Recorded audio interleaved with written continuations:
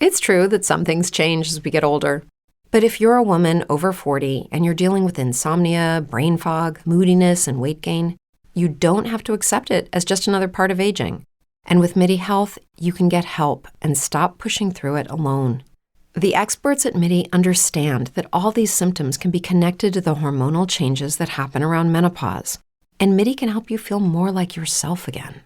Many healthcare providers aren't trained to treat or even recognize menopause symptoms. MIDI clinicians are menopause experts. They're dedicated to providing safe, effective, FDA-approved solutions for dozens of hormonal symptoms, not just hot flashes. Most importantly, they're covered by insurance. 91% of MIDI patients get relief from symptoms within just 2 months. You deserve to feel great. Book your virtual visit today at joinmidi.com. That's joinmidi.com. Hey, welcome to Still Part of Us. Welcome to Still a Part of Us. We're glad you're here. Yeah, well, I'm Winter. I'm Lee. We're married. We are. We are. And we're in this journey together. We are. We had a stillbirth in 2018 of our son, Brannon. He was 37 weeks and 6 days. He was like, we found out he passed away on the 6th day. And then on 38 weeks, he was delivered. Yeah. So that's why sometimes I say 37 weeks and sometimes I say 38 weeks. Anyway, so happy bereaved Mother's Day. This episode is coming out on that day. And we wanted to get together and just kind of say hi, because we never do anything together, Lee. No. I mean, we do stuff together a lot in real life, IRL, but not in podcast land. Not in this form. Yeah. He's always behind the scenes or talking to the dads, and I'm always talking to the mom. So we just wanted to get together because we haven't done this for a minute. So, and talk about a couple of ways that you can navigate Mother's Day. And we're sorry for your loss. We don't know where people are when they discover us. And so we asked our community how they navigate Mother's Day and Father's Day, because that will be coming up in a month after Mother's Day. So Leland. Yes. How have you navigated Father's Day as a father? And then I'll give you my thoughts on what I've done. So I have come to the realization, because it has been a couple of years, and the first couple of years I was not very good at understanding myself and the situation. Yeah. But I have come to the realization that people aren't selfish, but they are selfish. Well, yeah, yes. I think they're selfish. People are selfish, but I have to come to the understanding that my feelings and my emotions are not most people's top priorities. Yeah. And I have to come in knowing that what I am feeling, what I am going through is my own. And it takes me typically the weekend, Friday, Saturday, going into Sunday, saying, okay, nobody's really going to be too concerned about me because they're wrapped up in their own selves. And I'm okay with that. Yeah. I have to deal with this myself. And, it's good. Yeah. Not just solely myself, but Winter and I, but not a whole lot of other people outside of that are too concerned about us. So. Which is, that's the way they're walking around wrapped up in their own thing. Yep. And so I think it's a good realization is to be like, don't hold it against them. Everybody has their own issues that they are trying to deal with. And my issues are my own. Yeah. And it took me a while to find out that I have to own it. Yeah, I have to own it. And I can't put that on anybody else because they're dealing with their own stuff. Yeah. What about you, Winter? How do I deal with Mother's Day? How have you been able to deal with Mother's Day? This is a very practical thing. I usually take a nap. I'm serious. It's a nice bit of time for me to not think about things. And I think actually that is a pretty typical mom thing to do on Mother's Day is to get a nap. But specifically when you're grieving And it can sting, actually. Like, there's lots of talk about mothers, and especially after, because we lost him in July. And so it was almost a whole year by the time Mother's Day came around, and that came out of nowhere. It was, you just don't expect to have it affect you that much, I think, when you're like, oh, there's time. That time has happened. But then you realize, oh, yeah, I'm missing one of the people that I can mother. And so I just took a nap. And I think I take a nap every single year. And Lee is nice about it. Oh, yeah. There's not a whole lot that you can't do that I will say no. Yeah, you're really nice about it. So, but yeah, taking a nap, give yourself a break. I think that's not a bad thing to do. Is to treat yourself to something like that, a little rest, and that could be in a lot of different ways. You could, if you want to scroll on social media for like half an hour, I think that's totally fine. Just go sit out, read a book in the great outdoors. Yeah, go do something to treat yourself, as a mother should. So those who have that was your only child, your loss was your only child. That is really hard to see others and not have any quote unquote proof that you're a mother. Yeah. We see you. That's hard. So take care of yourself. Treat yourself. Go treat yourself. Yeah. Okay, so we opened it up to our community, and our community is awesome. If you haven't been hanging out with us, they are the most wonderful, generous, kind people that you will meet. So, so here are some of the things that people said. We got comments from our posts. We got emails. This is an email from Sue Helen, and she said that she goes and visits her daughter, Miracle, and she brings balloons that she writes personal messages on. Yeah. And then she goes and has breakfast by herself with her daughter, Miracle. So she takes the time for herself to be with Miracle, who's no longer with her. You guys, and she sent this cutest little picture of Miracle's grave, and it is like a garden. It's like a full-on garden situation. It's got rad. A little fence around. It's like flowers. So cute. So it's the cutest. So thanks, Sue Helen, for writing in about that. Okay, so one of our actually our cousin. So Bre, she wrote in, and she and her husband Jeff have been on the podcast before. 2 of their 3 kids had bilateral renal agenesis, and so we'll link those in the show notes. And you can listen to them because it's pretty rough for them to have lost 2 children. And she wrote in and said, I enjoy being in nature and not with people. So I usually don't go to church. I feel closest to my babies in fresh air. And it's true. Like we see them often at the cemetery. Our babies are close to each other. And so we see them, and that's really nice to have that time. And a lot of people find solace in church, but especially during Mother's Day when there's so much emphasis on the maternal, it can be quite harmful to. It can be hard to hear. Hard to hear. So, we're not going to judge anybody, but yep. If you need to take the time away. So. Yep. Okay, so and then Ashley, she wrote in, and her daughter's name, and I just think this name is the sweetest name, Umoja Penny. Like, how cute is that name? And I want to, because I asked her, I was like, that is such a cool name. Like that, tell me what that means. And she said it means unity, and I think that's so pretty. And then she looks out for her daughter by pennies. Like she looks for pennies, and that's like a little sign from her daughter. I think that's so cute. So this is what she said in hers. Her baby was stillborn at 34 weeks in 2022, and she also has some older kids. But she said, my first Mother's Day in 2022, I just cried all day, and that's okay. Yep. It's okay just to cry. And then she said in 2023, I cried all day and went to the river with my oldest, and we skipped rocks in the water together. So there's a lot of crying, but a little getting outside. And then she said in 2024, I made little journals for the hospitals in my area for them to be put in lost families' memory boxes. It was the first time since losing her that I didn't cry all day long. It felt right to honor my baby by making something for other lost babies and their families. So I think that is really, really nice to do something. And she actually goes on to say that she is making keepsake chains in honor of all the babies and their mamas, and she's going to take those to the hospital too. So there is really something nice about helping. Yeah. Yeah. Helping. And some people are in places to give back, and mentally some people aren't. Yeah. So don't feel guilty if you mentally or emotionally can't.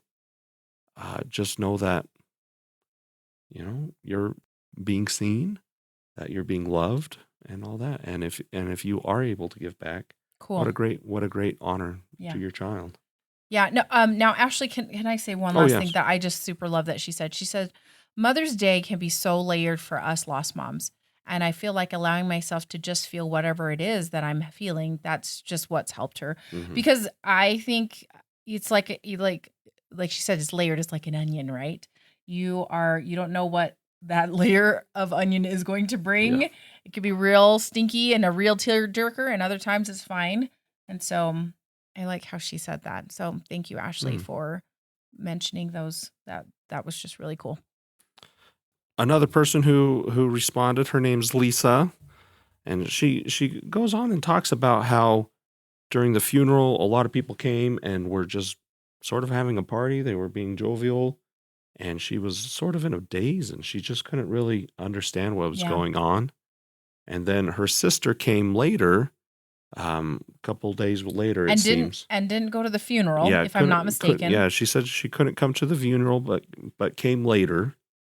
And just wanted nothing to really do with Lisa's baby. And she said, I came here to not be sad. Yeah, not be sad. And I can't look at these gloomy pictures. And that was heartbreaking. That's very hard. That's very hard and heartbreaking.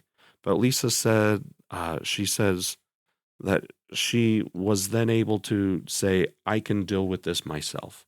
And she actually went on to lose another baby. Yeah. And she is able to deal with that grief by herself and not depend on others for comfort or support. Yeah. And she's just a strong mother. So I was going to say, it sounds kind of like what you said earlier, Lee, of like, you got to realize people are wrapped up in their own thing and people have their own crap. Yeah. And so maybe that's what happened in that case. And too. we feel so sorry for you, Lisa, but we're glad that you are understanding yourself. Yeah. Yeah. Yeah. Okay. We also have, I got a post from Lauren, and Lauren's son, her son's name is Cash. And she had written to us earlier, but then she responded to this post, and this is like the best. And she might not even see this, but she said, delete social media for the month of May. Yeah. Because it really it's like everybody, everything, all the marketing's like Mother's Day, and that don't forget get your steaks from Omaha Steaks for Mother's Day. Yeah, whatever it is, there is always something about Mother's Day. So I think I told her this is brilliant because it really is such a smart idea to not have all those constant reminders. So, okay, and then we had. Amy has been on our podcast for her son DJ, and her husband also was on the podcast, and that was really fun to talk to them, and we'll put that in the show notes. Oh my goodness, my hair. So it was really fun to chat with her. So this is what she said. She says what she does is she has a big cry, letting all the feelings out, being honest with people about how shitty the day is. Hopefully you can bleep that out. Okay. Giving yourself grace to not go to Mother's Day events, because there can be a number of Mother's Day events. And And can I say, the people who are important, they will understand. Yeah. And the people who are selfish and are like, well, you should be here anyways, that they're not that important to you. So yeah. Yep.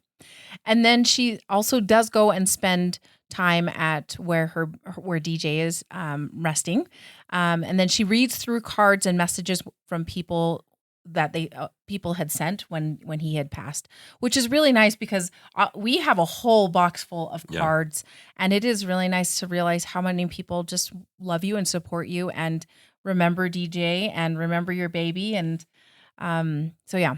And then she says, and then for me, planning a memorial for him on the 1-year anniversary of his birth and passing. And she ended up putting a lot of energy and in planning this. And I saw just a cool little picture, like a series of pictures of when they did that. And it just looked really super cool. And so she also did same thing. She actually did stuff, and she celebrated him by making preemie hats for the hospital. Oh, So once again, there's so many ways to honor our babies and not have to wade through the everything of Mother's Day or Father's Day, I guess.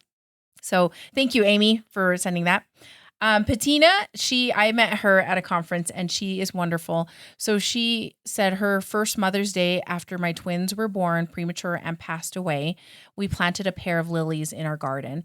And she went on to say that her husband, her now ex-husband, didn't even acknowledge her as a mother that day. And that was hard. And so if you are listening to this podcast and you maybe have a friend and you haven't experienced a loss, and you have a friend that has had a loss, it's good to just acknowledge that they have been a mother or a father. We forget sometimes that you are still a mother, you're still a father. You still love these children. Yeah. So Patina, thank you very much. You are wonderful. I think you are delightful. I'm so glad I know you. And then Samantha, her son Eli, she said, I have visited the cemetery, and she says, my husband has let me choose the day too. So maybe she doesn't even go on Mother's Day, which is sometimes a good thing. Sometimes you just need to avoid And there seems to be a lot of people during Mother's Day and Father's Day who go and visit graves. Yeah. It can get crowded, and it could be awkward too. So. Yeah. And then she said the first one, she spent her first Mother's Day, she spent in silence. Sometimes that's the way it needs to be. And I think she lost her son in 2022. So it has not been very long for her either. Okay. And then we had Jessica write in. And she also had an Eli. Her son's name is Eli as well, I believe. And she said, I think of the day the same way as I think of my son's birthday, that it is a day to celebrate them. Yeah, every other day is for mourning and grieving. Easier said than done, but I try to find the joy on those days and focus on the love. And then she does say, being in nature helps me the most, looking for the beauty. Mm-hmm. That's a good way to think about it. Yeah. It's a day to celebrate. Every other day is there for mourning, but... Yeah. This one's a joyful day. So a little bit of a switch. I like that. Mm-hmm. So thank you, Jessica, for sending that in. Okay. And then Emily, she had her daughter, Margaret, and she had Margaret actually right around Mother's Day. Like I remember, so we interviewed we interviewed Emily and Dustin on our podcast, and we'll drop their links in the show notes as well, so you can listen to them. But she said, avoided church, planted flowers, and she has a beautiful flower garden for Margaret. It's really cool. Mm-hmm. And then she said, unfortunately, Mother's Day is always Margaret's birthday weekend too. So it can be really hard for them. Next week's going to be a hard one for them. So it can be tricky. But thank you, Emily, for writing. It's good to hear from you. Yeah. And then Caitlin, there was actually kind of a few things I wanted to talk about Caitlin's, and we'll maybe have a discussion about that. Let's do. So she said, I spent my first Mother's Day after loss completely alone. May sound like a red flag, but I slept in, stayed in my pajamas, watched movies, and turned off social media. So good job turning off social media. I took a bath, ate whatever I wanted, and didn't give in to any pressure to participate in anything else, just to please someone else. That's the only way I survived. And I was like, that is super awesome. Yeah. But this is a thing that I want to talk about. She said, I was so nervous to make sure I was navigating all my firsts the right way. And she had right in quotations. But in reality, there is no right way. Just whatever you need to survive those 24 hours. It's such a tough season to live your first Mother's Day after loss in the thick of grief. Yeah. So, and I love that whole, what is the right way to grieve or what is the right way to proceed? there is no right Yeah, way. as we read off those things, they were all very different, like on Yeah. how people navigated this day. And there were going to be some people that are like, yeah, I did surround myself with a lot of Mother's Day things because that was enriching to me, or whatever that looked like. Or they did go to church and participated in all that, the hype about moms. But I think it depends on the person. So there's no right way. There's no right way. There's no right way. And the sad thing is you just have to Survive it. You have to experience Yeah. and learn and survive. Yeah.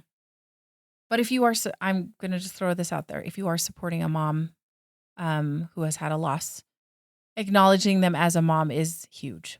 Yeah. It can be in a very small way or a big way, but saying Happy Mother's Day to them too, that is really, really nice. Yeah. Yeah. Anyway, thanks for joining us today. Thank you. And happy bereaved Mother's Day. We see you, and happy Mother's Day.